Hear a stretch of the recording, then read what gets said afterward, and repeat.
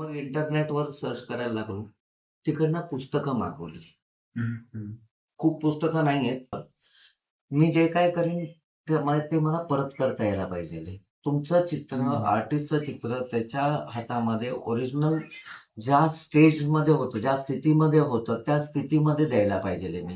Hello creative minds, आजच्या नवीन एपिसोडमध्ये आपलं स्वागत आहे. CSMC ट्रेनिंग या यूट्यूब चॅनलवर आपलं स्वागत आहे.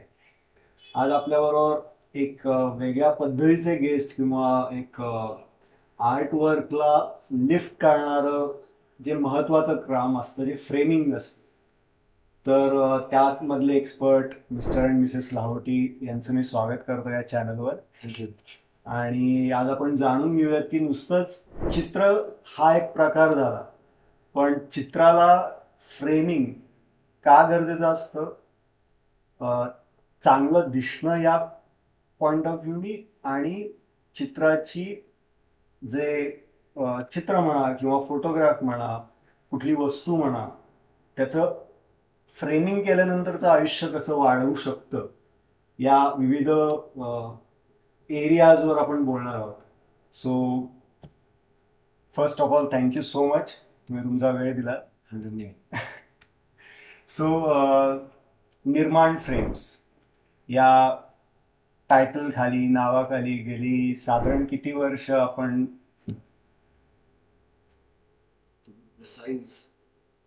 साधारण निर्माण हे नाव कन्सिडर केलं तर टू बी प्रिसाइज साधारण 21 वर्ष झाली. ओके. आणि फ्रेमिंग साधारण मी 97 पासून. क्या बात आहे. सुरुवात 97 पासून. ग्रेट.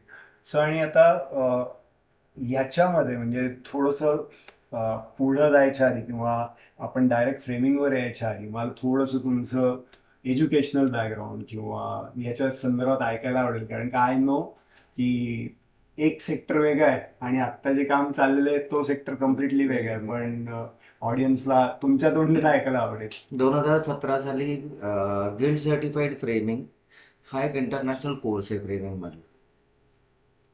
मी बरीच वर्ष त्याच्यामध्ये काम करत असताना मला एक गोष्ट लक्षात आली की भारतामध्ये मी ज्या सेक्टरमध्ये काम करतो तो खूप अनऑर्गनाइज सेक्टर आहे आणि त्याला ऑथेंटिसिटी म्हणजे जसं तुम्ही लॉयर झाला की तुम्हाला LLB डिग्री असते, तसं फ्रेमिंगमध्ये अशी भारतामध्ये वगैरे काही डिग्री नाही आहे. अमेरिकेमध्ये PPFA म्हणून एक आहे संस्था, आणि युरोपमध्ये GSEF गिल्ड सर्टिफाईड फ्रेमर ही संस्था आहे. फाईन आर्ट ट्रेड गिल्ड ही बेसिक संस्था आहे, GSEF आहे त्याच्याखालती सर्टिफिकेशन आहे. तर मग त्याच्यानंतर इथल्या इंडियातल्या कंपनीबरोबर आम्ही त्यांनी सांगितलं की सगळेजण UKला जाऊन परीक्षा देण्यापेक्षा why can't we get them down over here, आणि ती परीक्षा तुम्ही कंडक्ट करा. तर साधारण एक 3-4 वर्षाच्या प्रयत्नानंतर 2017मध्ये त्यांनी कलकत्त्यामध्ये 7 दिवसाचं ट्रेनिंग आणि त्याच्यात परीक्षा, त्याचं पासिंग पर्सेंटेज 85 होतं.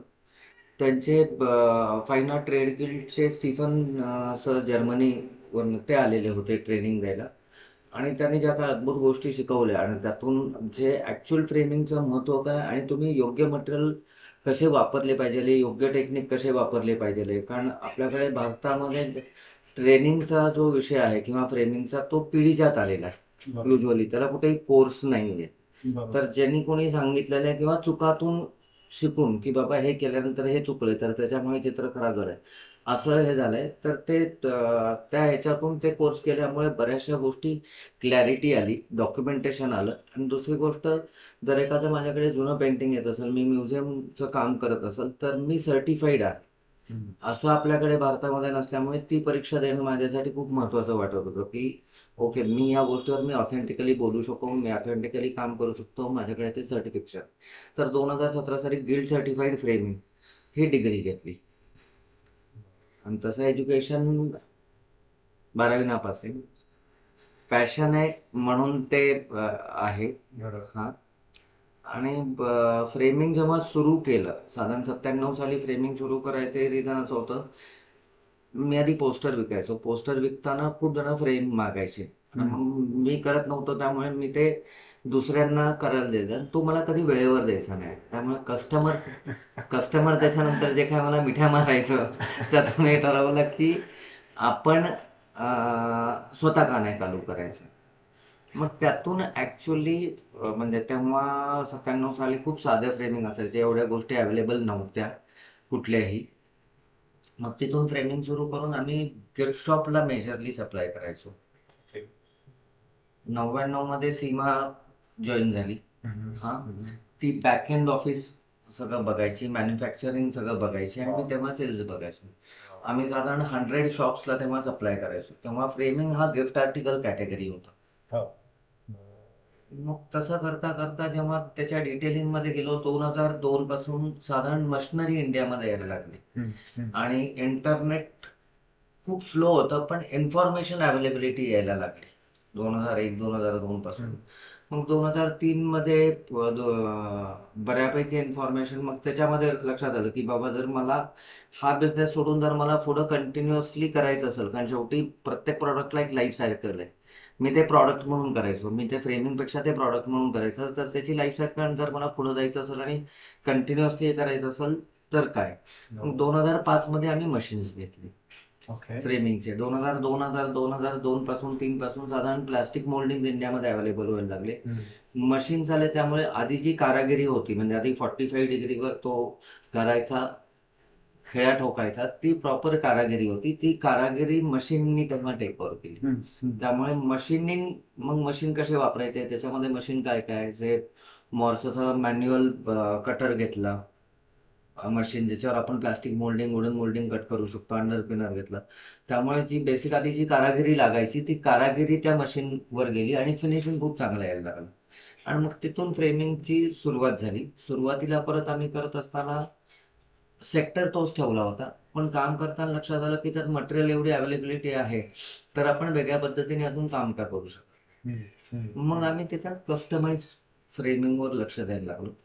कस्टमाइज फ्रेमिंगवर लक्ष द्यायला लागताना हे लक्षात आलं की आम्हाला यातून समाधान मिळतं, आणि तो पॅशनशी कनेक्ट झाला. कारण लहानपणी मी चित्र भरपूर काढायचो, चित्र रंगवायचो, आणि चित्र रंगवताना मला तेव्हा काही चंपक यायचं. हा, ते चंपक मधले रंगवून मला त्याचे बक्षीस वगैरे मिळायचे, तेव्हा ते हे करायचो. त्यामुळे ते कुठं ना कुठं तरी आतमध्ये होतं की बाबा हे. मग ते तेव्हा ते लक्षात आलं की मी आता जे काय फ्रेमिंग करतोय, वेगळं कस्टमर आल्यानंतर त्याच्याशी बोलताना, तर ते मला आनंद देते. सेम सीमाही तेच करत होती. मलाही लहानपणापासून चित्रकलेची आवड असल्यामुळे उन्हाळ्याची सुट्टी लागली की आई म्हणायची घरात नाही थांबायचं, काहीतरी क्लास कर, हॉबी क्लास म्हणून. तर आमच्या इथे मी अंबेजोगाईवरून माझं एज्युकेशन कम्प्लीट झालेलं, कास्ट MA केलेलं मी आर्ट्समध्ये. आणि त्यानंतर सुट्टीमधला जो काही छंद जोपासले, तेच माझं करिअर म्हणून पुढे हे सुरुवात झाली. आणि होलसेल ज्यावेळेस आमचा बिझनेस चालू होता, त्यावेळेस मग रिटेल पण जास्त माझा वेळ असाही इथे जातोच आहे स्टोअरमध्ये, तर मग रिटेल काउंटर सुरू करूया. आणि माझ्या हट्टामध्ये संजयनी तो सपोर्ट केला, आणि रिटेल काउंटरची सुरुवात झाली आमची. आणि त्यात मग वेगवेगळे जॉब यायला लागले, कस्टमरचे, पेंटिंग, काही मास्क वगैरे. मग त्यातून वेगवेगळ्या फ्रेमिंग करताना जो आनंद मिळायला लागला, तो म्हणजे किती वेळ काम केलं तर हेच खूप समाधान मिळायचं. आणि ज्यावेळेस कस्टमर ती फ्रेम बघितल्यानंतर त्यांच्या चेहऱ्यावरचं जे समाधान आहे, ते बघून तो दिवस खूप वेगळा आणि आनंदात जायचा. आर्टिस्ट 2006 मध्ये एक चॅलेंजिंग जॉब आला होता. मला रात्री आर्ट गॅलरीमध्ये बोलवण्यात आलं की दुसऱ्या दिवशी शो आहे सकाळी 9 वाजता, 60 ट्रायबल आर्टचे पेंटिंग आहेत, आणि ते सकाळी द्यायचे. मला संध्याकाळी 7 वाजता बोलवण्यात आलेलं. मग मी त्यांना सांगितलं की मी करून देतो. हा, आर्ट एकच आहे की त्याचं कॉम्बिनेशन मी ठेवा. तुम्ही सांगायचं नाही की ह्याला हे अमाऊंट, ह्याला हे नाही आवडलं तर मला पैसे देऊ नका. कारण त्याच्यामध्ये काम करायला जेव्हा सुरुवात केली, तेव्हा लक्षात आलं की लोक एक्सपेरिमेंटिंग करत नाही आहे. त्या साच्याबद्ध पद्धतीने हे आहे, एक ऑफ व्हाईट माउंट आणि एक ब्लॅक फ्रेम ठरलेलं होतं. तर त्यांनी ते ऍक्सेप्ट केलं, कारण 7 वाजता संध्याकाळी देऊन सकाळी 8 वाजता कोणच देणार नव्हतं. आणि 60 पेंटिंग वेगळ्या वेगळ्या साईजचे, सेम साईजचे नाही. मी आणि माझा कारागीर आम्ही रात्रभर काम केलं. आलो 8 वाजता काम सुरू केलं, आम्ही सकाळी 8 वाजता काम संपतो. साठ पेंटिंगला दिल्यानंतर आणि तो शो लागल्यानंतर त्याचं ॲप्रिशिएशन जे सुरू झालं आणि त्यातून अरे हे वेगळे, हे छान दिसतंय, हे आजपर्यंत पुण्यात असं कधी बघितलं नाही, तर त्यातून आर्टिस्ट कस्टमर यायला सुरुवात झाली. 2006 पासून 6-7 पासून साधारण आर्टिस्ट कस्टमर यायला सुरुवात झाली. आर्टिस्ट जेव्हा यायला लागले, कलाकार जेव्हा यायला लागले, तेव्हा त्यांच्याबरोबर पेंटिंगच्या गप्पा सुरू झाल्या. अच्छा. आणि तिथून खऱ्या अर्थाने आमचा फ्रेमिंगचा प्रवास सुरू झाला. Yeah. आणि मग मिलिंद मुळीक सर आले. मग मिलिंद मुळीक सरांचं काम बघून त्यांच्या कामातला फ्लो, तेव्हा खूप ऑनेस्टली एवढं कळत नव्हतं. चित्र छान दिसतंय एवढंच समजायचं, पण त्याच्या पाठीमागे आर्टिस्ट किती कष्ट घेतोय हे समजत नव्हतं. आणि पेंटिंगला मग साजेसं काय पाहिजे आहे, मग त्याच्याप्रमाणे आम्ही सरांना परवानगीने बाबा हे असं नाही, असं केलं तर चालेल का, वेगळं की बाबा या चित्रामध्ये चित्रसंगती हे आहे, तर या चित्रसंगती बरोबर हे जास्त चांगलं दिसेल, अशी मग त्याची ती सुरुवात झाली आमची आर्टिस्ट बरोबर. मग एक वरनं दुसरा, दुसऱ्यावरनं तिसरा कम्युनिकेशन व्हायला लागलं. मग हे जेव्हा लक्षात आलं की आपल्याला, मग हे ठरवलं आम्ही की आपल्याला प्रोडक्शनमध्ये नाही जायचं, आपल्याला कुठल्याही पद्धतीने मास प्रोडक्शन किंवा भरपूर पैसे, म्हटलं पैसे कमवून काय करायचं, तुम्ही शेवटी समाधानच बघता नंतर एंड ऑफ द डे. तर आपल्याला हे समाधान देते, तर आपण इथं स्टॉप करू आणि आपण या क्षेत्रासाठीच मर्यादित काम करू. आम्ही दोघांनी हा म्युच्युअली डिसिजन घेतला की बाबा आम्हाला फक्त आर्टिस्ट बरोबर चांगलं काम करायचंय. आणि मग चांगलं काम करायचंय, चांगलं कामची परिव्याख्या काय, म्हणजे तुम्हाला मग त्यातलं टेक्निकल नॉलेज डिटेलमध्ये पाहिजे. मग इंटरनेटवर सर्च करायला लागलो, तिकडनं पुस्तकं मागवली. खूप पुस्तकं नाही आहेत, आता साधारण एक 30-40 पुस्तकं आहेत. त्या पिरियडमध्ये एक 7 पुस्तकं होती, एक सिरीज होती की तुमची फ्रेम कशी पाहिजे, काय पाहिजे, म्हणजे थोडक्यात मी त्याला ह्याच्यासाठी आपलं बायबल म्हणेन, फ्रेमिंगसाठीचं बायबल. एवढं छान सुंदर डॉक्युमेंटेशन त्याच्यात केलेलं होतं. आणि तेव्हा लक्षात आलं की आपल्याकडे मटेरियल आपण त्या पद्धतीने वापरत नाही की आर्टिस्टचं चित्र चांगलं दिसायला पाहिजे, हा एक विषय आहे, प्लस त्याचं आयुष्य वाढायला पाहिजे. तुम्ही जे चित्र फ्रेमिंग करतात त्याला आयुष्य वाढणं खूप गरजेचं आहे. हा त्यातून विचार खूप मोठ्या पद्धतीने पुढे आला. मग त्याच्यावर परत मग रिसर्च करून आम्ही कंपन्यांशी बोलून की बाबा हे चित्र आहे. आता त्या पिरियडमध्ये माझ्याकडे शील सडवेलकर सर आले होते. शील सरांकडे त्यांचं म्हणजे बाबूराव सडवेलकर सरांचे ते चिरंजीव, त्यामुळे त्यांच्याकडे तो खूप मोठा ठेवा होता. रेफरन्सने ते आले, ते म्हटलं आपल्याला सगळ्यांना म्युझियम ग्रेड फ्रेमिंग करायचं. मग म्युझियम ग्रेड फ्रेमिंग म्हणजे काय, मग त्याचं माउंटिंग कसं पाहिजे, काय पाहिजे आहे, त्या पद्धतीने ती चर्चा करून आम्ही तेव्हा 450 पेंटिंगला फ्रेमिंग केलं. ही पेंटिंग बाबूराव सडवेलकर त्यांची, म्हणजे त्यांच्या कलेक्शन मधली होती, वेगळे होते. म्हणजे त्यात गायतोंडेंचं होतं, हुसेनचं होतं, प्रोग्रेसिव्ह ग्रुप मधलं तुम्ही डिफाईन करा, ते सगळे आर्टिस्टचं त्यांच्याकडे कलेक्शन होतं. अंबालाल रेहमान सरांचं होतं. मग ते पेंटिंग ते हँडल करायला मिळालं म्हणजे आपलं आयुष्य सार्थक झालंय. हे तेव्हाच सार्थक झालंय या क्षेत्रामध्ये. शील सरांबरोबर काम करताना टेक्निकल गोष्टी कशा पाहिजे, त्याला प्रॉपर फ्रेमिंग काय पाहिजे आहे, नाही म्हटली तरी प्रत्येक पेंटिंगला 50-60 वर्ष झालेली होती. त्याचं हँडलिंग हा सगळ्यात मोठा चॅलेंज होता. की काही जे हँडमेड पेपरवर होतं त्यांना एवढा प्रॉब्लेम नव्हता, पण काही कॅनव्हासेस होते जे स्टेच, आता तेव्हा कॅनव्हास खिळ्याने ठोकायचे, स्ट्रेचर वगैरे असं काय नव्हतं. मग ते खिळे बरोबर काढले, त्याचा गंज आहे तो गंज त्याचा मिनिमाइज करणे. मग तेव्हा हे करताना जे बेसिक माउंटिंग होतं, मग त्याच्यामध्ये माउंटिंग करायला सुरुवात केली. माउंटिंगचं जे टेक्निकल आहे ते अशा पद्धतीने आहे. कुठल्याही चित्राला म्हणजे हे आर्टिस्टसाठी खास करून आहे. तुमचं पेंटिंग जेव्हा येतं ना, तेव्हा तुमचं पेंटिंग हे बेसिकली असं माउंटिंग पाहिजे, की बॅकिंग माउंट पाहिजे आहे. त्याच्यानंतर या ज्या टेप पाहिजे, आर्कायवल टेप पाहिजे आणि हा त्याच्यावर लागला पाहिजे. आता याच्यामध्ये जेव्हा आम्ही कॉन्झर्वेशन ग्रेड माउंटिंग म्हणतो, तेव्हा हा पाठीमागचा पेपर ऍक्च्युली तुमच्या याला चिकटतो. तुमचा पुढचा चित्र चिकटत बरोबर. नाही. त्यामुळे पाठीमागचा पेपर हा सगळ्यात महत्वाचा आहे माउंटिंग मधला. हा माझ्याकडे रेग्युलर माउंट बोर्ड सुद्धा जे वापरतो त्याच्यामध्ये हा नॉन ऍसिडिक किंवा ऍसिड फ्री असतो. हा आता हा जो केला होता तो म्युझियम ग्रेड मध्ये केलेला होता. म्युझियम ग्रेड म्हणजे यातलं सगळं मटेरियल जे आहे ते कॉटन रॅक्स पासून बनतं. ओके. कॉटन पासून बनत असल्यामुळे कॉटन हा बाय प्रॉडक्ट आहे झाडाचा. त्याच्यामधून ऍसिड बाहेर पडत नाही. जसं रेग्युलर माउंट बोर्ड घेतले तर ते झाडाच्या लगद्यापासून बनलेले असतात.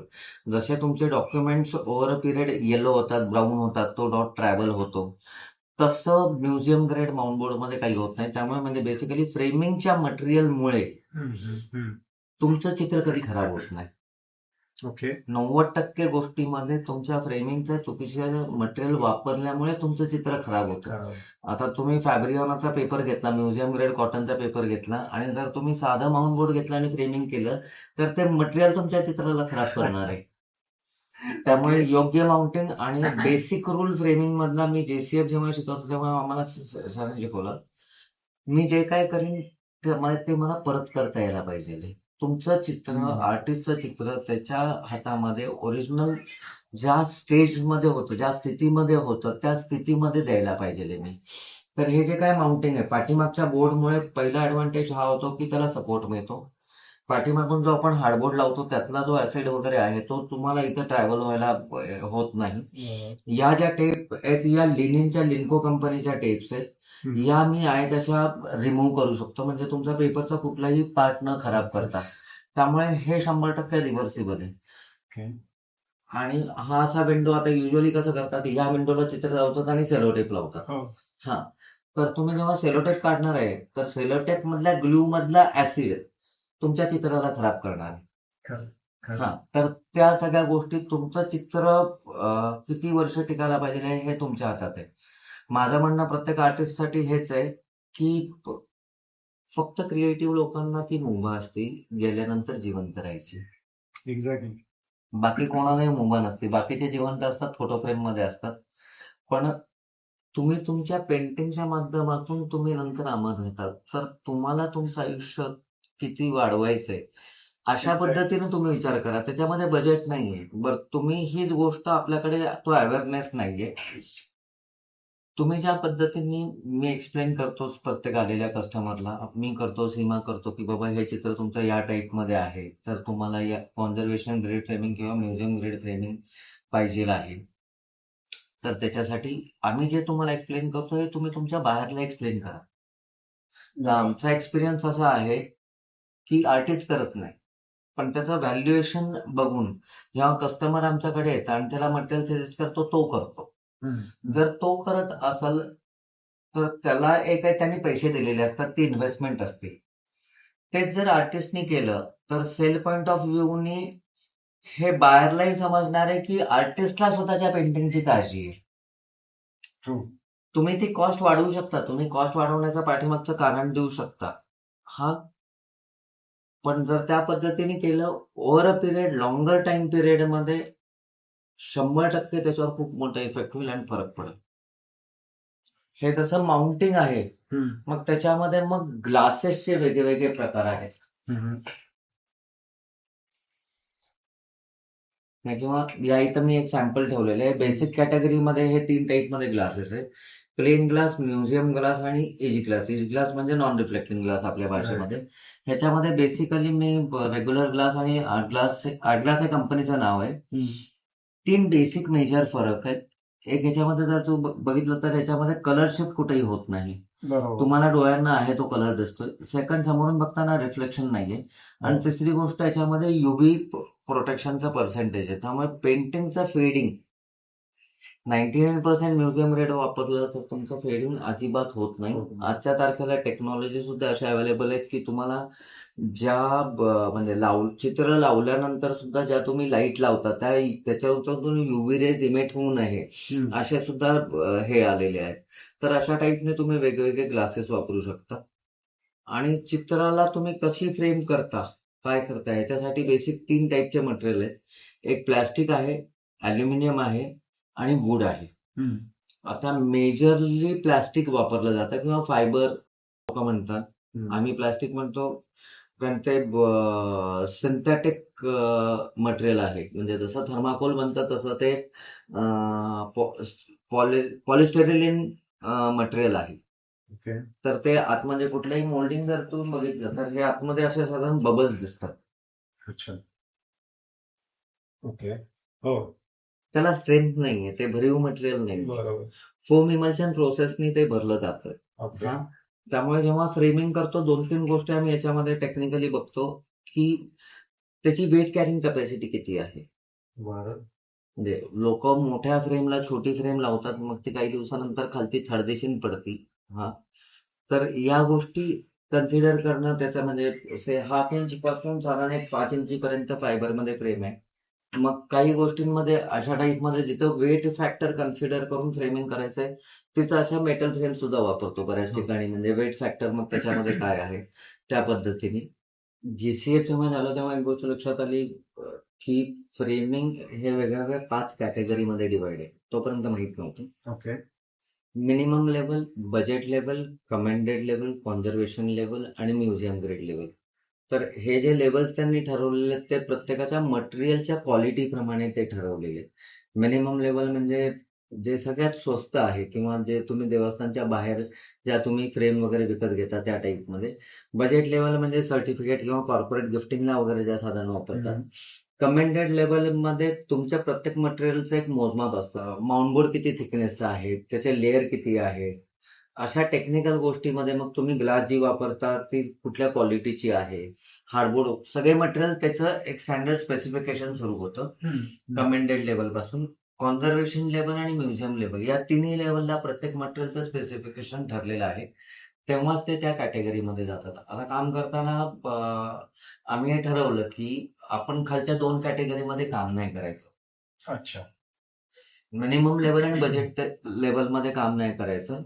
कारण मी माझ्या कारागीरला किंवा काम करताना सांगू शकत नाही की बाबा हे मिनिमम लेवल किंवा ह्याच्यातून आपल्याला पैसे मिळणार नाहीयेत तर तू याला कसंही काम कर आणि उरक आणि ह्याला चांगलं काम कर.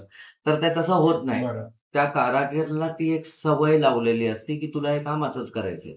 आमच्याकडे क्वालिटीसाठी खूप सोपं मार्ग आहे. कारण आम्ही नॉन एज्युकेटेड स्टाफ बरोबर काम करतो. जी फ्रेम लावणार आहे ती तुझ्या घरात लावण्यासाठी तू कशा पद्धतीने फ्रेम करणार त्याच वा. पद्धतीने तू वा. कस्टमरसाठी फ्रेम करायची. हे हम्म. बेसिक आहे. हम्म. आता जे कस्टमर तुला फ्रेम तू ज्यांना देणार आहे त्याच्यावर तुझं घर आणि माझं घर चालते. तर त्याच्यावर मी आपलं विजिटिंग करायचं एक्स्ट्रा केअर simple logic आहे. Simple logic आहे ते. असं ते सांगितलेलं आहे आणि त्या पद्धतीने ते ट्रेंड साधारण आमच्याकडे एम्प्लॉईजचं आयुष्य साधारण आता जे एक ॲव्हरेज आहे ते साधारण एक 15 वर्ष माझ्याकडे काम केलेली टीम आहे. क्या बात. त्यामुळे त्यांना प्रत्येक कसं आर्टवर्क कसं वापरायचं, काय वापरायचं, कसं करायचं त्याची कल्पना आहे. आता सर्टिफिकेट फ्रेमिंग जेव्हा जेव्हा तुम्ही आपण आता या 4 कॅटेगरीज बद्दल बोललात आणि जेव्हा तुम्ही म्हटलं की आम्ही 2 कॅटेगरीज खालच्या सोडूनच दिल्या, राईट. सो जी फर्स्ट कॅटेगरी लास्ट कॅटेगरी म्हण आणि त्याच्या आधीची कॅटेगरी, तर याच्यामध्ये तुम्ही कसं डिफरन्शिएट करता? त्या कॅटेगरीचा डिफरन्सिएशन काय आहे? यामध्ये कसं आहे, आता कस्टमर ज्यावेळेस कुठलेही पेंटिंग किंवा काही घेऊन येतात कॉन्टरवरती दाखवतात की नाही मला ह्याला फ्रेमिंग करायचंय, चांगलंही दिसलं पाहिजे आणि माझ्या बजेटमध्येही बसलं पाहिजे. त्यावेळेस मग कस्टमरचा अंदाज येतो की साधारणतः ह्यांना काय लेवल पाहिजे. मग आम्ही त्यांना उलटं करतो की तुमचं बजेट काय, त्या बजेटमध्ये सगळ्यात बेस्ट काय देता येईल तो आम्ही प्रयत्न करतो. मग त्यात माउंटिंगमध्ये की बेसिकली आधी विचार करतो की ते चित्र काय केल्यावर चांगलं दिसेल, कुठल्या फ्रेम. तुमच्या डोक्यात एक बसलेलं असतं की हे याच्यासाठी एक आम्ही कस्टमरला जे त्या ह्याच्याबरोबर जाईल हे आधी आम्ही 4 ह्याच्याने दाखवतो. दुसरं की अजून ऑप्शन दाखवा, त्यांना त्यांचं सॅटिस्फॅक्शन होत नाही. मग त्यावेळेस दुसरं एक नाही म्हणण्यासाठी 1-2 सॅम्पल अजून दाखवते. त्यातून त्यांनी नाही सांगितलं मला ह्याला बेस्टच करायचंय, त्यावेळेस आमच्या पद्धतीने आम्ही त्याला फ्रेमिंग करतो. ओके. आणि नाही माझं एवढं बजेट नाही, मग बजेटमध्ये जायचंय पण मला तर बेस्ट द्यायचंय, तर मग त्यावेळेस आम्ही त्या पद्धतीने त्यांना मटेरियल एक्सप्लेन करतो आणि त्या पद्धतीने फ्रेमिंग चालू. ते जेव्हा वस्तू आणतात हा हा. त्याचं व्हॅल्युएशन काय. एक तुम्ही कुठली वस्तू जेव्हा फ्रेमिंग करता तेव्हा त्याला एक इमोशनल व्हॅल्यू खूप मोठी असते. बरोबर. आणि particularly when it comes to object framing. Object framing कुठलंही. आणि दुसरी त्याची व्हॅल्यू असते कमर्शियल व्हॅल्यू. जेव्हा इमोशनल व्हॅल्यू म्हणजे काय, तुम्ही तुमच्या लहानपणीचा फोटोग्राफ आणलेला आहे, आई वडिलांचे फोटोग्राफ आणलेले, तर त्याला ती एक इमोशनल व्हॅल्यू क्रिएट होती. मग त्याची लाईफ किती वाढवायची ह्याच्याप्रमाणे ऍक्च्युली ते कमांडेड लेवल पासून म्युझियम लेवल पर्यंत ते हे सांगतात. आता काही ठिकाणी आम्ही आत्ताच करतो. आता एखादं पेंटिंग आहे, ज्याचं आयुष्य वाढणं खूप गरजेचं आहे. फ्रेमिंगच्या मटेरियलमुळे त्याचं आयुष्य वाढणं गरजेचं आहे आणि त्याचं व्हॅल्युएशनही वाढणार आहे. जसं 2010-11 मध्ये काही आर्ट फंड सुरू झालेले होते. लोक पेंटिंग ऍज अन इन्व्हेस्टमेंट घेतात, आजही घेतात. मग तुमची इन्व्हेस्टमेंट ती कशी सेफ राहील फ्रेमिंगच्या माध्यमातून. मग तेव्हा आम्ही हे करतो. कसं आहे, कुठलाही पेंटिंग जेव्हा एखादा मनुष्य विकत घेतो त्याच्याकडे पैसे असतात. खरंय खरं. मीडियम क्लासवाला पोस्टर लावतो घरात, जो श्रीमंत असतो तो पेंटिंग. त्यामुळे त्या लोकांकडे बजेटिंग नसतं. काम करताना लक्षात आलं की त्यांच्यापर्यंत ती इन्फॉर्मेशन दिली जात नाहीये किंवा राईट फ्रेमिंगचं मटेरियल काय वापरायचं आहे. आणि ती इन्फॉर्मेशन दिल्यानंतर आम्हाला आजपर्यंत एकही कस्टमर असं आलेलं नाही की त्यांनी सांगितलं की ही गोष्ट वापरू नका मग, किंवा एवढे पैसे होतात. एवढे पैसे होतात पण त्या एवढ्या पैशाच्या अगेन्स्ट त्याला ती लाईफ नाही. हा तो डिफरन्शिएटिंग फॅक्टर आम्ही ठेवतो. सो मगाशी तुम्ही एक मुद्दा खूप महत्वाचा बोललात की कलाकार हा चित्र काढल्यानंतर सुद्धा जिवंत असतो त्याच्या चित्र रूपात. आणि जे पर्टिक्युलरली कला क्षेत्राला अतिशय किंवा कलाकारांना खूप तंतोतंत होतं. आता जेव्हा परत इथं 2 कॅटेगरीज मध्ये मी त्याला डिवाइड करेन की एक एस्टॅब्लिश्ड आर्टिस्ट आणि एक नवोदित आर्टिस्ट.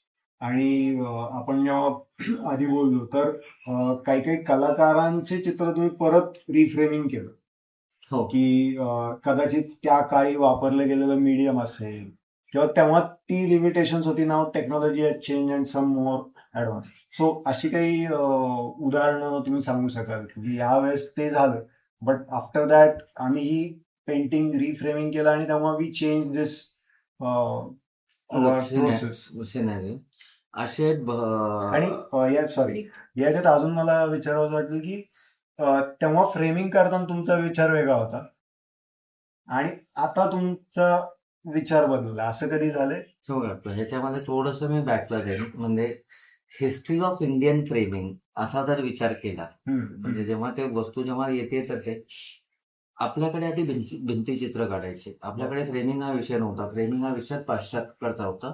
आपल्याकडे रवी वर्माने लिथोग्राफ्स काढल्यानंतर ऍक्च्युली आपल्याकडे चित्र स्वरूप आलं. आपल्याकडे नाहीतर भिंतीवर डेकोरेटिव्ह फॉर्म हा होता, भिंतीचित्र हा मेजर होता. आपल्याकडे चित्र लावणे किंवा पेंटिंग करणे हा विषय नव्हता. बरोबर. रवी वर्मांनी तो ऍक्च्युली कॉमन माणसापर्यंत पोहोचवला. म्हणजे त्याच्यासाठी त्यांचे कोटी कोटी धन्यवाद करावे केवढे कमी आहेत. मला हे विचार करताना जाणवलं की आपल्याकडे कुठल्याही देवघरामध्ये आधी मूर्ती असायच्या, कधी चित्र नसायचे, फोटो स्वरूपात नसायचे. आपल्या सगळ्या देवदेवतांना चेहरा द्यायचं काम रवी वर्मांनी केलं, त्यांनी केलं आणि त्याच्यामुळे ते आलं. आणि फ्रेमिंगची भारतामधली सुरुवात त्या तिथून झाली. ओके. सो मग असा कुठला आर्टिस्ट कधी तुमच्याकडं झालंय का की त्यांनी पहिल्यांदा एक 7-8 वर्षापूर्वी 10 वर्षापूर्वी केलं आणि अगेन ही केम बॅक की अच्छा तेव्हा आपण वेगळ्या पद्धतीनं फ्रेमिंग केलेलं होतं आणि आता थोडा वेगळा विचार करता येऊ शकतो का, किंवा इन टर्म्स ऑफ चित्राच्या प्रिझर्वेशनच्या पॉइंट ऑफ व्ह्यू? प्रिझर्वेशनच्या पॉइंट ऑफ व्ह्यूने बेसिकली जसं सांगितलं, आपल्याकडे सगळ्यात महत्वाचं आर्टिस्टकडे फ्रेमिंगचं नॉलेज नाही. त्याचं नॉलेज नसायचं कारण हे ऍक्च्युली कॉलेजमध्ये शिकवलं पाहिजे. तुम्ही फ्रेमिंग योग्य पद्धतीने कसं करायला पाहिजे, त्याला योग्य मटेरियल काय ज्याच्यामुळे तुमचं पेंटिंग खराब होणार नाही, तुमची लाईफ वाढणार. हे आम्ही कस्टमर बरोबर करतो. आणि कस्टमर बरोबर करताना आम्हाला काही गोष्टी लक्षात आल्या की से फॉर एक्झाम्पल एक पेंटिंग होतं जे आम्ही 2011 मध्ये केलं. आम्ही आमच्या प्रत्येक पेंटिंगचं एक डॉक्युमेंटेशन करतो. आमच्या प्रत्येक पेंटिंगच्या फ्रेमिंगच्या पाठीमागे एक स्टिकर असतो. क्वालिटी चेकलिस्टचा स्टिकर असतो. ओके. कॉन्झर्वेशन फ्रेमिंग केलं असेल तर कॉन्झर्वेशन फ्रेमिंगचं सर्टिफिकेशन असतं किंवा त्याच्या रिलेटेड आम्ही जे मटेरियल वापरतो, जे कंपनीकडून त्याचे स्टिकर येतात ते स्टिकर्स लावतो की बाबा हे माझ्याकडे साधारण एक 20 वर्षाचा रेकॉर्ड आहे की मी कुठल्या गोष्टीला काय फ्रेमिंग केलेलं होतं आणि काय मटेरियल वापरलेलं होतं. बर. डे टू डे आमच्या प्रोडक्शन चार्ट आमचे आहेत त्याच्यावर ते सगळं नमूद केलेलं आहे. मग 2007 मध्ये 2011 मध्ये फ्रेमिंग केलेलं होतं आणि आता काही दिवसापूर्वी ते माझ्याकडे फ्रेमिंगला आलं. म्हणजे कस्टमर ऍक्च्युली दुसऱ्या फ्रेमिंगसाठी आलं आणि त्यांनी आम्हाला सांगितलं की मी इतक्या वर्षानंतर येते.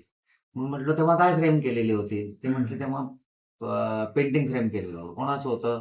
रामचंद्र खरटमलचं. म्हटलं रामचंद्र खरटमलचं पेंटिंग फ्रेम केलं असेल त्याला काय कसं फ्रेमिंग केलेलं होतं? कारण प्रत्येक गोष्ट लक्षात ठेवणं प्रॅक्टिकली शक्य नाही. बरोबर. त्यांनी सांगितलं काच वगैरे लावलेली आहे. म्हटलं ते तुम्ही परत घेऊन या माझ्याकडे. काच लावली आणि त्याला जर 13 वर्षाचा पिरियड झाला असेल तर त्याला 100% काही ना काहीतरी प्रॉब्लेम असणार आहे. मग ते कस्टमर घेऊन आलं. हे 2011 मध्ये पेंटिंगला फ्रेमिंग केलेलं होतं. 2024 मध्ये साधारणतः जर इथं बघितलं तर हे सगळे आतमध्ये मॉइश्चर जनरेशन झालेले आहे आणि त्याच्यामुळे फंगस होऊन ते पेंटिंग खराब होऊ शकतं. जरी याला गोल्डन स्लिप जरी वापरली असेल आणि तो डिस्टन्स मेंटेन केल्यामुळे काच ह्याला चिकटलेली नाही आर्टवर्कला. याच्यासाठी एव्हरी 5 इयर्स तुम्ही आणून तुमचं पेंटिंग चेक करणं गरजेचं आहे. ज्याच्यामुळे जर काही डॅमेजेस फ्युचरमधले डॅमेजेस हे अवॉइड करू शकतो. 5 वर्षापूर्वी आणलं असतं तर हे क्लिनिंग करून हा मॉइश्चर जनरेशन आता इथं झालेला नसता.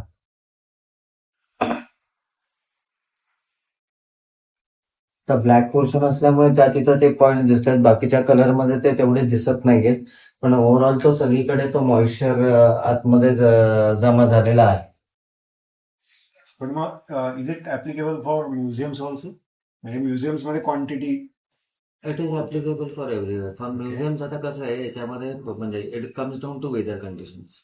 जेव्हा तुम्ही कुठल्याही म्युझियम मध्ये जाता आपल्याकडे नाही पण युरोपियन कंट्रीजमध्ये तुम्ही त्यांच्या कुठल्याही म्युझियम मध्ये गेला तर तुम्हाला सेम टेम्परेचर कंट्रोल्स दिसतात. त्यांचे डिह्युमिडिफायर्स लावलेले असतात.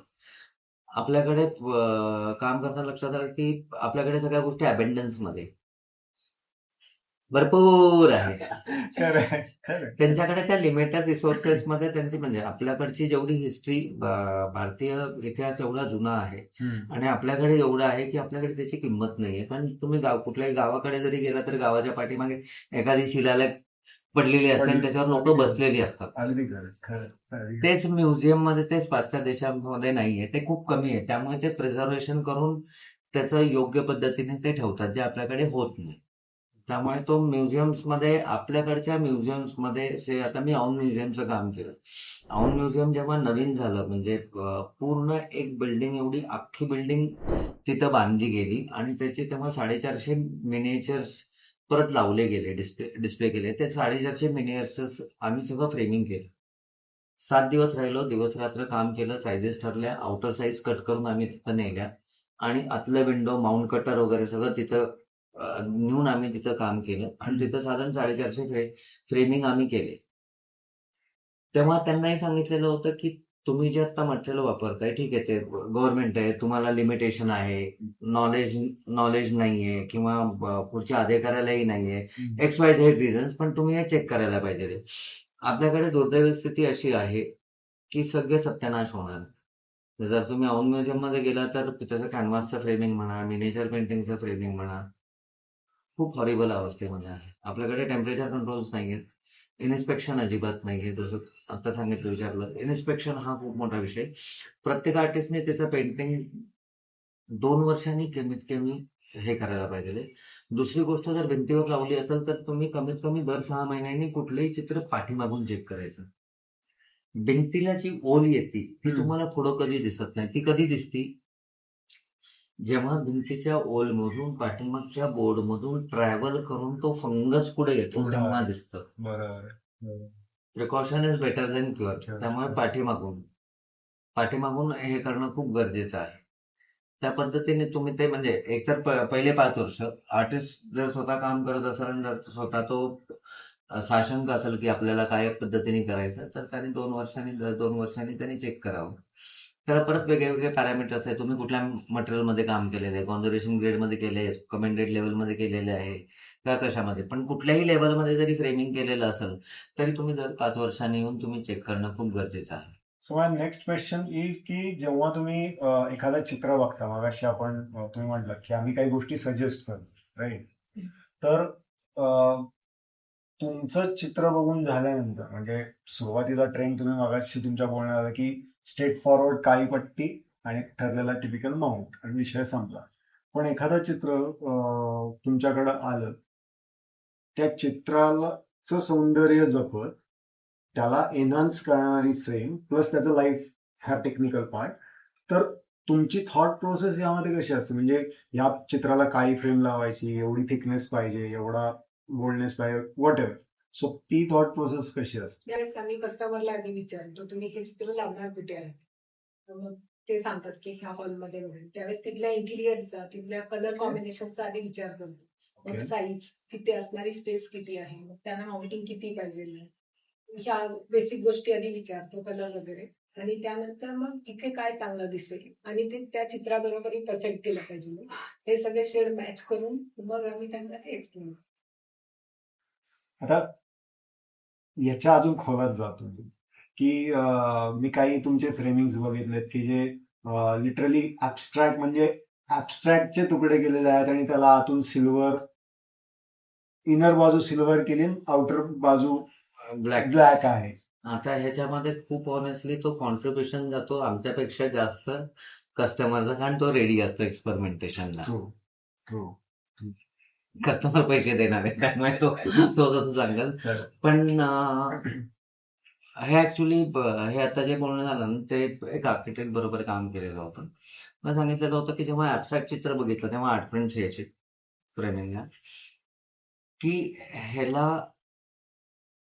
आपण कट करून वेगळ्या साईजेसमध्ये कट करून त्याला वेगळे साईजचे माउंटिंग छोटे मोठे वापरून आपण ह्याला जर असं लावलं तर काय प्रॉब्लेम आहे.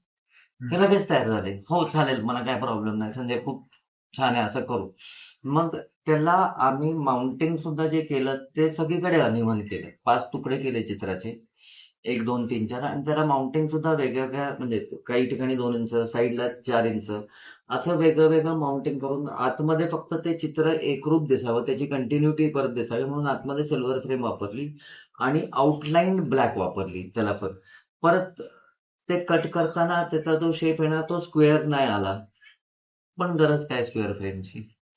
असं कुठेही लिहिलेलं नाहीये की ते चित्र झाल्यानंतर ते स्क्वेअर फ्रेम आहे.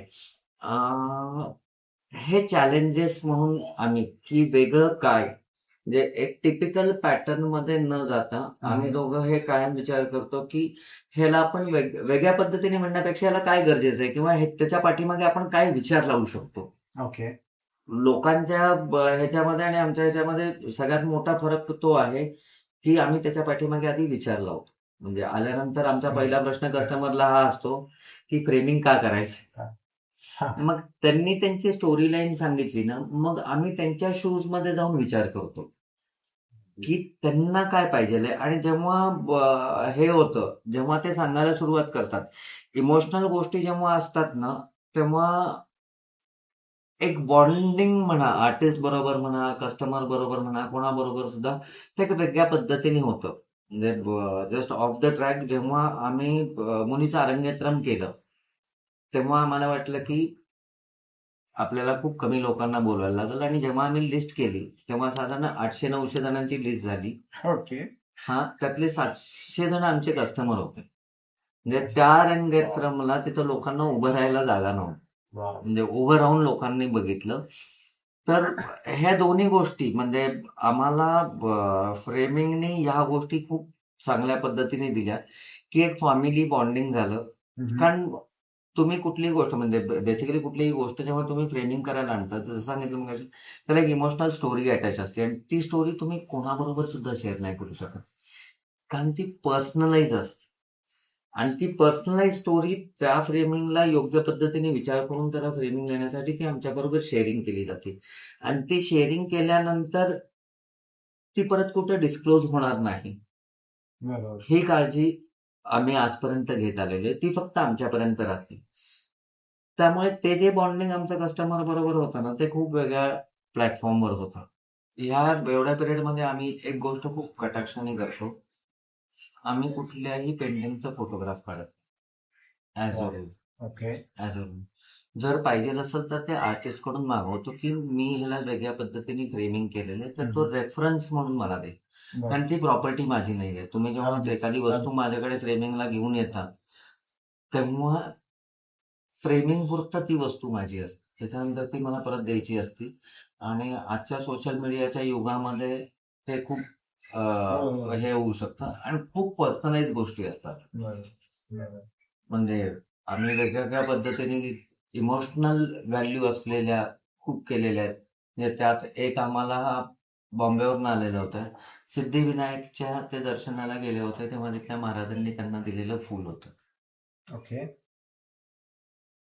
आता ह्यानंतर त्यांनी हे कोणाकडे द्यायचं हातात, हा ते पुण्यापर्यंत आले. खरं खरं. त्यामुळे हँडलिंग ऑफ मटेरियल म्हणजे तुम्ही कुठलीही वस्तू आणली तर त्याचं हँडलिंग कसं पाहिजे, आमची सुरुवात तिथून होते. वा. आम्ही त्याला तेवढं म्हणजे ही जर माझी वस्तू असेल, जर मला त्याची इमोशनल व्हॅल्यू असेल, तर आमच्याकडे हँडलिंग त्या पद्धतीने, त्याच्यानंतर इथून जेव्हा आमच्याकडे वर्कशॉपला जातं त्याची काळजी तेवढी घेतली जाते. आमचा स्टाफ तेवढा केअरफुल आहे प्रत्येक गोष्ट त्याच्या हँडलिंग करण्यासाठी. हां. आणि परत कस्टमरला डिलिव्हरी होईपर्यंत. त्याच्यानंतर फीडबॅक म्हणजे ते बघितल्यानंतर कस्टमरला जो फॅक्टर पाहिजे असतो, एक इमोशनल कोट असतो. म्हणजे आम्हाला खूप कस्टमरने असे सांगितले त्याचे वडील गेले किंवा घरातलं कुठलीही व्यक्ती गेलेले आणि त्याच्यानंतर त्याच्या फोटोला जेव्हा फ्रेमिंग करायचं असतं तेव्हा ते सगळ्यात खूप अवघड असतं. म्हणजे आमच्याकडे खूप कस्टमर इथं ढसाढसा रडलेले. मग तेव्हा त्यांना एक्सप्लेन करणं, की बाबा तुम्ही डोळे बंद केल्यानंतर तुम्हाला कुठली इमेज तुमच्या डोळ्यासमोर येते, तो फोटोग्राफ सगळ्यात योग्य. क्या बात. उरलेले फोटोग्राफ जे तुम्ही घरात लावता ते डॉक्युमेंटेशनसाठी आहे. क्या बात. तुम्ही त्या डॉक्युमेंटेशन करायचंय का कसं करायचंय? म्हणजे आता माझे वडील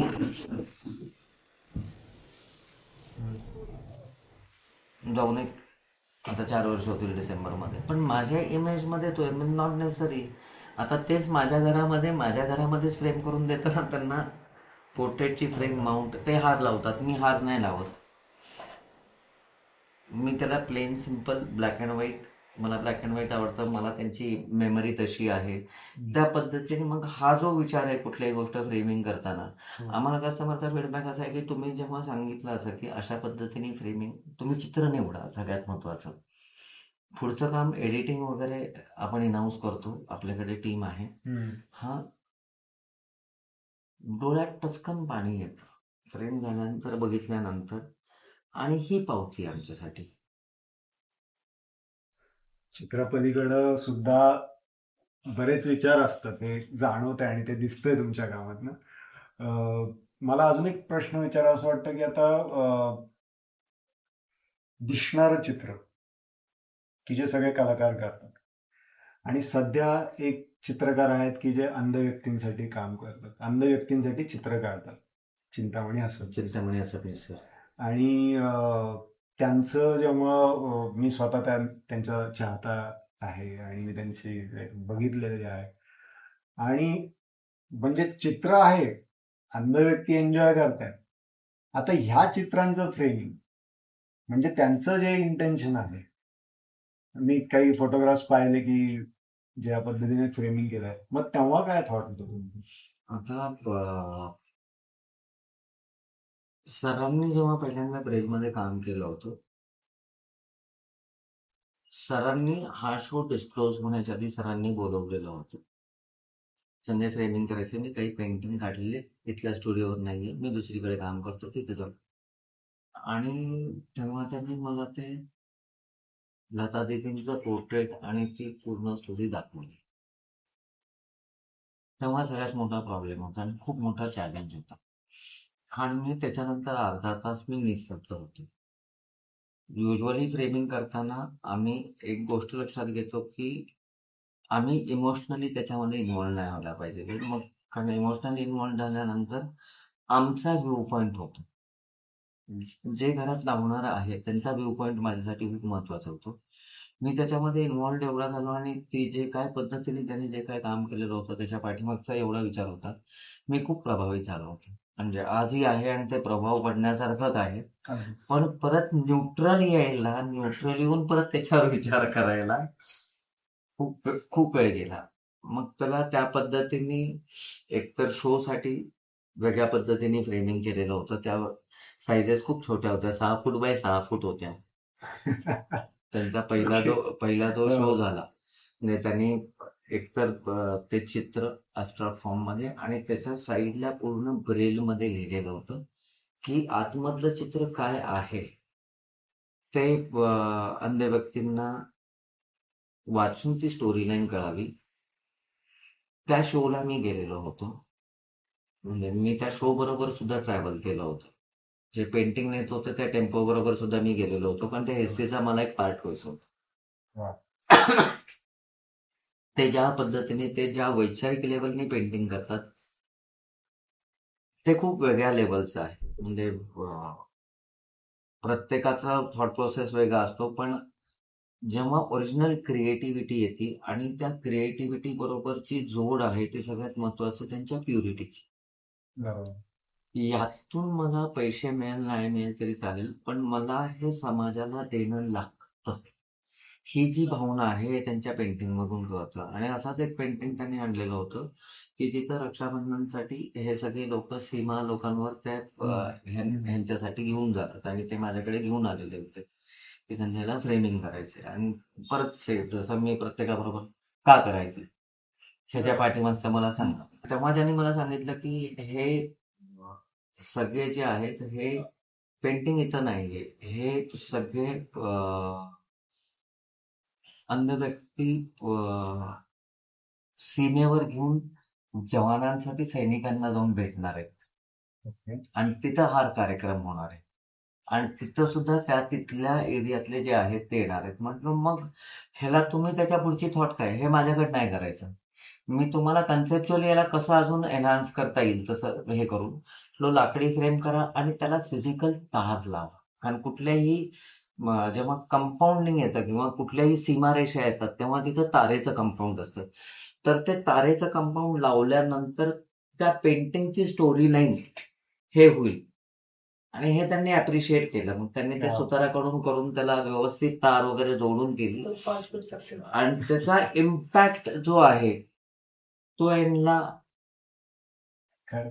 झाला. म्हणजे ह्या गोष्टी आम्ही म्हणजे जे पॅशन आहे किंवा जे समाधान आहे, आता हे तुम्ही पैशात नाही मोजू शकत. अगदीच अगदीच. खरं खरं. त्यामुळे ते त्यांनी खूप चांगल्या पद्धतीने म्हणजे ते फ्रीडम देतात त्यांच्या दुसऱ्या सुद्धा पेंटिंगला करताना. तुम्ही ठरवा.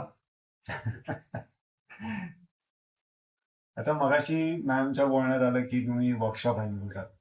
ठीक आहे. Main that is your core, right.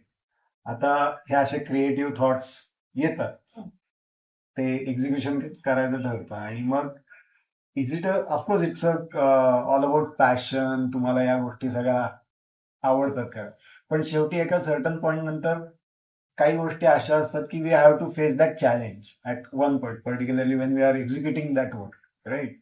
So मग जेव्हा अशा पद्धतीचं वर्कशॉपमध्ये काम चालतं किंवा हे असं ऑफ बीट जाऊन आपण काही फ्रेमिंग करतो, तेव्हा तुमचे कसे अनुभव आहेत, काही एक्सपिरियन्सेस? याला तर काही मर्यादाच नाही. रोज एक नवीन चॅलेंज काहीतरी असतंच. आम्ही एकतर नॉन एज्युकेटेड लोकांबरोबर काम करतो, त्यामुळे लेबर क्लास हा कधी कमिटमेंट वरती आहे आणि आम्ही इथे काउंटरवरती मात्र कमिटमेंट दिलेली असते. कारण प्रत्येकाची वेळ ही महत्वाची असते, की त्यांना मी सांगितलंय आज तुम्ही 6 वाजता या आणि माझ्याकडे जर फ्रेम रेडी नसेल तर ते प्रेशर आम्हाला असतंच आणि त्यांना माझे इंटरनल काय प्रॉब्लेम असतात हे माहित नसतं. त्या पिरियडमध्ये आम्ही फिजिकली स्वतः पण काम केलेलं आहे बरेचदा. असे चॅलेंज तर खूप घेतले आणि म्हणजे वर्कशॉप आधी आमचं खूप मर्यादित होतं. त्यावेळेस ऍज अ म्हणजे मी जर ओनर आहे मी जर शॉप चालवणार आहे तर मलाही हे मटेरियल कळलं पाहिजे आणि फ्रेमिंग आलं पाहिजे. असं काही नाही की फिमेलला हे फ्रेमिंग करता नाही. मी हे मटेरियल बेसिकली मी स्वतः ते आधी शिकले. सगळ्या मशीन्स सगळे कशा शिकले, सगळे चालवायच्या येतात. आणि मला हे आलं पाहिजे. ज्यावेळेस माझ्या स्टाफ बरोबर मी काम करते त्यावेळेस टेक्निकली काही गोष्टी ते चुकीच्याही करू शकतील, तर त्यांना ते मला एक्सप्लेनही करता यायला पाहिजे. म्हणून मी स्वतःही कधी कधी काम केलेलं आहे आणि त्यामुळे त्यांनी काय चुका केल्या ते आणि ते आले नाहीयेत वर्कशॉपला आणि माझी कमिटमेंट आहे तर मला ते वेळेत पण देता येईल पाहिजे. त्यावेळेस आम्ही दोघे इंटरनल एकमेकांना सपोर्ट करून की नाही आज मी वर्कशॉपवर थांबते, तू इकडे काउंटर सांभाळ किंवा कधी मी अब्सेंट असेल तर संजय मॅनेज करता, संजय अब्सेंट असेल तर मी मॅनेज करतो, की असा हा आमचा बिझनेस त्यामुळे स्टेबल आणि कमिटमेंट परफेक्ट आहे. सो थोडस पास्ट मध्ये जातो आणि थोडं पर्सनल लाईफ मध्ये की वेन यू गॉट मॅरिड आणि त्याच्यानंतर हा व्यवसाय आपण पुढे न्यायचा आहे किंवा ऑलरेडी तुम्ही सुरू केलेला राईट. सो तिथं म्हणजे MA बॅकग्राऊंड आणि MA political science. Okay that is totally different म्हणजे आणि पूर्णपणे वेगळं आहे. आणि आर्ट आणि त्याच्यानंतर handling one manufacturing unit. So हा शिफ्ट करत असताना ॲज अ आणि if I am not wrong तेव्हाचा पिरियड हा आत्ता तरी आपण वुमन एंटरप्रिनरशिप, वुमन पॉवर वगैरे वगैरे वगैरे या सगळ्या गोष्टी आहे. बट ॲज अ वाईफ तुम्हाला सरांचा सपोर्ट कशा पद्धतीने किंवा ते ट्रान्झिशन कसं होतं? मी ज्यावेळेस शिकत होते तेव्हाच मला वाटत होतं की मला हे चूल आणि मूल हेच काम नाही करायचं. आमच्या मारवाडी समाजात बऱ्याचशा म्हणजे 80% महिला ह्या घरात असतात त्यावेळेसच्या पिरियडमध्ये. आता तरी ठीक आहे, पण त्यावेळेस खूप कमी होतं. मी माझ्या बहिणींचं वगैरे ज्यावेळेस बघितलं की त्या एवढ्या हुशार असून क्रिएटिव्ह असून त्यांचं म्हणजे हेच मला काहीतरी वेगळं करायचं हे माझं आधीपासून होतं आणि मला चित्रकलेत आवड तर होती. मी हॉबीमध्ये जात होते त्यावेळेस सर मला खूप मोटिवेट करायचे जे क्लासला जायची तिथे, तुझं ड्रॉइंग छान आहे, तू लेफ्ट हँडने खूप छान करते. तर ते मोटिवेशन मला पुढे कामाला आलं आणि जॉब करणार त्यापेक्षा जॉब करून 8 तास मग माझं घर डिस्टर्ब होणार. मग माझ्या सासऱ्यांची इच्छा होती की नाही तू बिझनेसमध्ये सपोर्ट केला तर मला ते आणि माझ्या आवडीचंच काम होतं त्यामुळे मी आता 18 तासही काम करू शकते त्याच्यामध्ये. आणि मग रिटेल काउंटर असंही मी होलसेलचं बघतच होते स्टोअरमध्ये. त्यावेळेस मग रिटेल काउंटर सुरू करून जो आनंद मिळायला लागला तो जे 18 तास काय आता 24 तास ते काम केलं तरी कंटाळा येत नाही.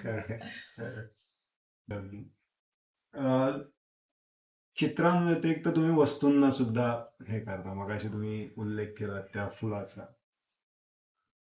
सचिन तेंडुलकरांसाठी सुद्धा तुम्ही काही वस्तू केलेल्या आहेत. आता जेव्हा एक गोष्ट असते की मला माझ्या वस्तूचं काहीतरी फ्रेमिंग करायचं. इट्स बिलॉंग आनंद भूतकर आणि आनंद भूतकर ओके जाता येता रस्त्यावर चालणारा एक माणूस. आणि जेव्हा सचिन तेंडुलकर या नावाला एक प्रचंड मोठं वलय आहे. सो हा एकतर काम करण्याचा त्या नावाचं प्रेशर, त्याला दिली जाणारी ती वस्तू, म्हणजे त्याच्याबद्दल मला नक्कीच जाणून घ्यायला आवडेल. लेले सर आलेले होते, सुनानंद लेले सर, की सचिन तेंडुलकरच्या बर्थडेला गिफ्ट द्यायचं आणि काय द्यायचं तर त्यांनी काही गोष्टी शॉर्टलाईन करून आणलेल्या होत्या. हे 100% खूप मोठं प्रेशर होतं. म्हणजे सगळ्यात महत्वाचं ते देव आहेत. सचिन तेंडुलकर म्हणजे देवाकडे सगळं काहीच असतं, मग तुम्ही देवाला काय देणार? हा एक विचार होता. आणि दिल्यानंतर त्यांच्याकडे ती विजन आहे बघायची. मग ते खूप प्रिसिजन पाहिजे तुमच्या फ्रेमिंगच्या मटेरियल सिलेक्शन मध्ये, डिझायनिंग मध्ये खूप प्रिसिजन पाहिजे. आणि ते खूप ऑनेस्टली ते खूप प्रेशर होत की ते नीट क्लीन दिसून, म्हणजे तो रिॲक्शन टाइम पॉइंट जो असतो ना तो 5 सेकंदचा असतो. मग त्या 5 सेकंद मध्ये तो वाव पॉइंट येणं खूप गरजेचं असतं. आणि लेले सरांनी ज्या वस्तू आणलेल्या होत्या त्या सचिन तेंडुलकरचं गोल्ड कॉइन, एक लग्नाचा फोटो, लिमिटेड एडिशन स्टॅम्प, त्यांनी केलेले सगळ्या सेंचुरीचं डॉक्युमेंटेशन, जे ओव्हरऑल सचिन तेंडुलकरचं यांचं पूर्ण आयुष्य त्याच्यामध्ये होतं. मग ते कुठल्या फॉर्मॅटमध्ये दाखवायचं, मग त्याला मल्टिपल विंडो माउंट कटिंग कसं, कुठली गोष्ट कुठं प्लेस करायची, हा. आणि म्हणजे गोल्ड कॉइन कुठं पाहिजे, मग त्याचा आई वडिलांबरोबरचा फोटो, आचरेकर सरांबरोबरचा फोटो, लग्नाचा फोटो, लिमिटेड एडिशन स्टॅम्प्स, ते आधी आम्ही डिजिटली डिझाईन केले. फायनल करण्याच्या आधी वेगवेगळ्या पद्धतीने, किंवा असं केलं तर असं केलं तर असं केलं तर. वर्षभर ट्रॅव्हल करत असल्यामुळे प्रॅक्टिकली इथं फिजिकली हे नव्हतं. आम्ही मेलवर डिझायनिंग पाठवून असं करून ते फ्रीज केलं. पण तेव्हा हा एक चॅलेंज होता की मग मला मोठे माउंट यूज करतो मी. त्याचं कारण असं आहे की जेव्हा तुम्ही मोठे माउंट वापरता, म्हणजे साईडला ही जी ब्रिदिंग स्पेस आहे, जेव्हा तुम्ही ती मोठी वापरता तेव्हा तुमचं चित्र कॉन्सन्ट्रेशन आतमध्ये बऱ्यापैकी जातं. आणि ही गोष्ट समजणे आणि तो